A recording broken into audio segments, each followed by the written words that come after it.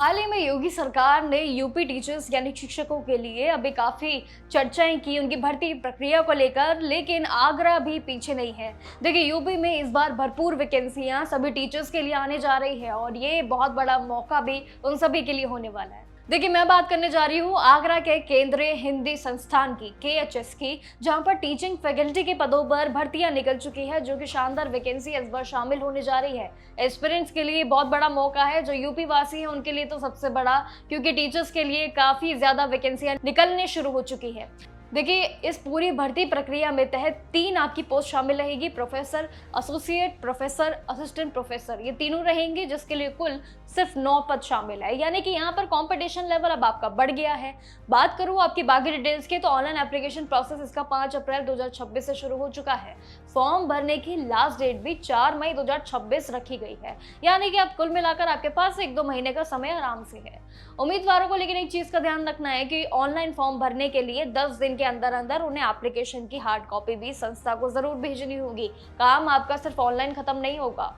Salary के मामले में भी ये जॉब काफी अट्रैक्टिव मानी जा रही है। देखिए, क्योंकि इसमें प्रोफेसर पद के लिए लेवल पर महीने का वेतन करीब 2.18 लाख यानी कि 2.18 लाख तक आपका रहेगा। असिस्टेंट प्रोफेसर के लिए इसमें शुरुआती सैलरी 57,700 रुपया यानी कि 50,000 पार रहेगी। क्वालिफिकेशन की इस बीच आपसे बात करूं तो प्रोफेसर के लिए PhD के साथ साथ 10 साल का टीचिंग एक्सपीरियंस चाहिए होगा।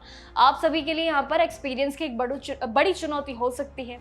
अब बात करूं आपके एसोसिएट प्रोफेसर दूसरे पद की, तो यहाँ पर भी PhD के साथ साथ मास्टर्स में 55% मार्क्स और 8 साल का एक्सपीरियंस मांगा गया है। पहले 10 साल का, लेकिन इस वाले पद के लिए 8 साल का।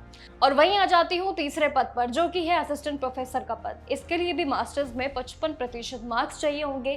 NET, SLET और SET के साथ साथ क्वालिफाई होना तीनों में अनिवार्य है। हालांकि एक सीधी भर्ती भी है जो बहुत सिंपल है, लेकिन इंस्टीट्यूट जरूरी पढ़ने पर शॉर्टलिस्टिंग के लिए MCQ टेस्ट या रिटन स्किल्स जैसे टेस्ट भी ले सकते हैं।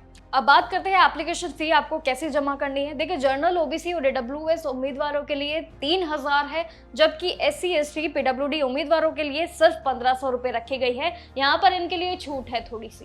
एप्लीकेशन फी करने के बाद अब आपका सीधा होगा डायरेक्ट अप्लाई आप कैसे करेंगे, तो इसके लिए curec.samarth.ac.in पे जाइएगा, ऑफिशियल वेबसाइट पे। सबसे पहले आपको अपना रजिस्ट्रेशन करना होगा, जिसके बाद आप लॉगिन करके अपनी सारी एजुकेशन डिटेल्स को संपूर्ण तरीके से भर दीजिएगा, जिसमें डॉक्यूमेंट अपलोड आप कर सकते हैं।